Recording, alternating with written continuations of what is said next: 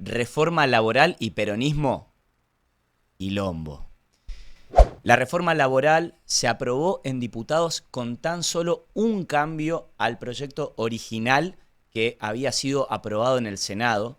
Y lo primero que hay que decir es que fue un triunfo rotundo y de punta a punta del gobierno nacional, que logró el quórum sin demasiados problemas, que consiguió una mayoría en promedio de 135 votos, tanto para la ley en general como para cada uno de sus capítulos, y que no tuvo que ceder ningún artículo más allá del polémico artículo 44 que modificaba las licencias por enfermedad. Todo esto no hubiera sido posible sin el estado de fragmentación y quilombo interno en el que se encuentra el peronismo. Traición de gobernadores y diputados a su mandato electoral, una CGT tibia y raquítica en su respuesta, un kirchnerismo señalando y acusando a todo el mundo, incluido el Movimiento Derecho al Futuro de Axel Kicillof. La jornada en diputados dejó de todo para analizar a un peronismo estallado y que sigue sin brújula, mirando cómo el gobierno nacional y Milei avanzan en sus reformas y en su plan político y económico. Vamos por partes. Ayer la reforma no salía si no había quórum para que arranque la sesión en diputados. Esa era la gran apuesta de la oposición, por lo menos para estirar el debate una semana más y presionar al gobierno en la negociación e intentar bajar alguno de los artículos más polémicos que habían salido del Senado. Con 95 diputados propios, el oficialismo necesitaba del apoyo de otros bloques para poder lograr el quórum e iniciar la sesión. Y ahí fue donde apareció la ayuda de los gobernadores peronistas que hoy en día juegan de aliados para Javier Milei. Diputados de Salta, Tucumán, Catamarca, Santa Cruz y Misiones fueron clave para que el gobierno tuviera ese quórum sin el cual no había reforma laboral. Los gobernadores Osvaldo Jaldo, Gustavo Sáenz, Raúl Jalil, Hugo Pasalacqua y Claudio Vidal mandaron a sus legisladores a sentarse y habilitar el debate de ayer en diputados. Por eso, pasadas las 2:15 de la tarde, cuando finalmente el oficialismo consigue el quórum, las redes explotaron de denuncias y señalamientos de traición para con los diputados y sus jefes políticos en las provincias. Y tiene sentido, porque muchos de esos diputados entraron a la Cámara con la boleta de Unión por la Patria en 2023 o gracias a campañas que el año pasado los gobernadores encabezaron con una fuerte oposición y crítica al gobierno de Javier Milei. Osvaldo Jaldo decía que le iba a cortar la melena al león. ¿Saben qué? Que venga el león, le vamos a cortar la peluca de Tucumán. Le vamos a cortar la peluca de Tucumán. Le vamos a dejar pelado al león de Tucumán. Gustavo Sáenz fue hasta la puerta de la Casa Rosada en poncho a reclamar por las obras que el gobierno nacional tiene paralizadas en su provincia. Y la verdad es que hay otra Argentina, hay otra Argentina que está esperando que haya gestión, que se arreglen las rutas, que las rutas están destrozadas, son rutas de la muerte. No hay gestión, estamos todo el día consumiendo los problemas de Buenos Aires y Argentina no empieza y termina en Buenos Aires. Raúl Jalil fue uno de los principales impulsores de la candidatura de Sergio Massa en 2023. Y el Frente Renovador para la Concordia Misionero también jugó adentro de Unión por la Patria ese año. Ni hablar de Claudio Vidal, el gobernador de Santa Cruz que llegó a ese lugar luego de haber sido secretario general de los petroleros en su provincia y ayer mandó a su diputado a votar la reforma más antiobrera para los trabajadores desde la dictadura para acá. Así hacían campaña los diputados que ayer votaron la reforma laboral.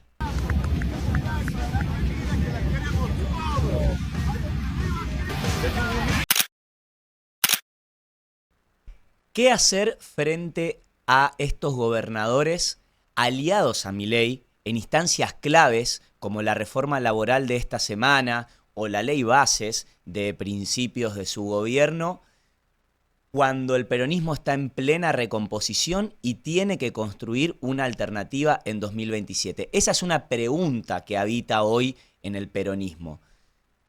Tucumán es un ejemplo muy claro. Después de criticar durante todo el 2024 a Osvaldo Jaldo por su acompañamiento a Milei en todas sus medidas, el año pasado el peronismo fue unido en Tucumán y logró una victoria arrasadora contra la propuesta de La Libertad Avanza. ¿Qué tiene que hacer entonces el peronismo frente a estos gobernadores y en estos casos ante la necesidad de recomponerse, de plantar una alternativa a nivel nacional que pueda disputar el gobierno en 2027? El gobernador Axel Kicillof viene desplegando una estrategia de diálogo e intenta no quemar puentes con ningún sector. En la previa de la reforma laboral, logró que 5 mandatarios provinciales firmaran junto a él un duro comunicado en contra de la reforma y planteando lo que sería una propuesta desde el peronismo. Esos gobernadores fueron Gustavo Melella, de Tierra del Fuego, Gerardo Zamora, de Santiago del Estero, Ricardo Quintela, de La Rioja, Sergio Silioto, de La Pampa y Gildo Infran, de Formosa. Es un intento incipiente y por ahora sin demasiada capacidad para lograr una incidencia real en la agenda política nacional. Pero por lo menos es un intento de conformar un bloque con un eje puesto en el federalismo y en la defensa de la producción y el trabajo nacional frente a los avasallamientos de Milei y La Libertad Avanza a todo el entramado productivo que otros gobernadores peronistas están avalando con sus votos en el Congreso. El kirchnerismo, por su parte, se dedicó a señalar las traiciones antes mencionadas con una fuerte campaña en redes y en los discursos de todos sus diputados adentro del recinto. No zafó ni siquiera el Movimiento Derecho al Futuro de Axel Kicillof, a quien le achacan ciertos vínculos con el diputado misionero Alberto Arrúa, que fue uno de los que puso la firma en el pedido de sesión especial para que se habilitara la sesión de diputados que finalmente terminó aprobando la reforma. Los sillazos siguen volando en el peronismo y la tropa de cristinista aprovechó la jornada para remarcar y resaltar su purismo en la defensa de los trabajadores, lo que fueron los años de Néstor y Cristina Kirchner al frente del gobierno nacional, la creación de millones de puestos de trabajo registrados, incluso con las legislaciones que hoy en día el oficialismo critica, y además, por si le faltara algo a la escena, saludar a Cristina, que estaba cumpliendo años el mismo día en el que se trataba la reforma en la Cámara Baja. Máximo Kirchner, en su discurso, recordó su renuncia a la titularidad del bloque del Frente de Todos luego del acuerdo con el FMI y linkeó esa actitud con lo que auguró van a ser los efectos negativos de esta reforma.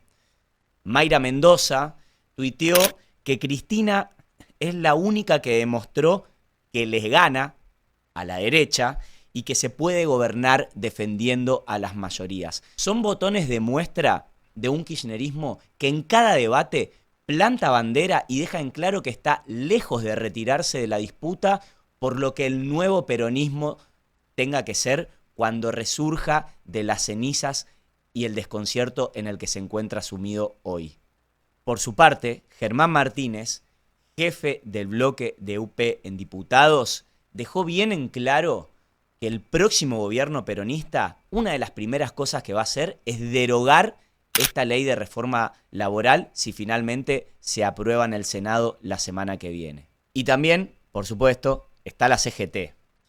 La principal central de trabajadores del país convocó a un paro, pero sin movilización, después de haber quedado en el foco de las críticas la semana pasada, cuando la reforma se aprobó en el Senado sin una fuerte resistencia en las calles.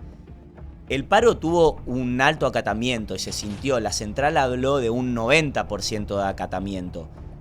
pero también llegó tarde, y ayer en la plaza sonaban las críticas de organizaciones políticas, sindicatos y ciudadanos que se movilizaron por su cuenta a reclamar contra la reforma, apuntando a la central por una respuesta tibia frente a una reforma trascendental para el futuro de los trabajadores argentinos. Representantes del triunvirato ya pusieron su crítica y apuntaron a los gobernadores que facilitaron el quórum y el voto para que la reforma se apruebe. Pero ahora surge la pregunta de qué va a pasar la semana que viene, cuando el Senado vuelva a tratar el proyecto que aprobó diputados. ¿Habrá un nuevo paro? ¿Habrá esta vez sí una movilización fuerte de la CGT para oponerse a la reforma? Por ahora, lo único concreto es que la central podría judicializar la reforma si termina siendo aprobada.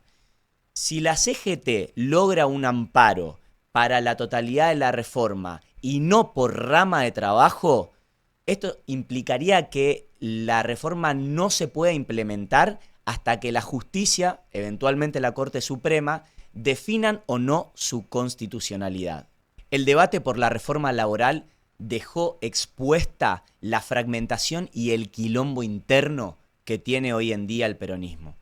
Sin liderazgos claros y definidos, con sectores que tienen estrategias propias y las llevan adelante sin una conducción unificada y sobre todo sin la confianza de poder torcerle el brazo al gobierno nacional y a Milei, el peronismo avanza a tientas en un año decisivo para la conformación de una alternativa electoral que pueda ganar en el año 2027 y recuperar el gobierno nacional.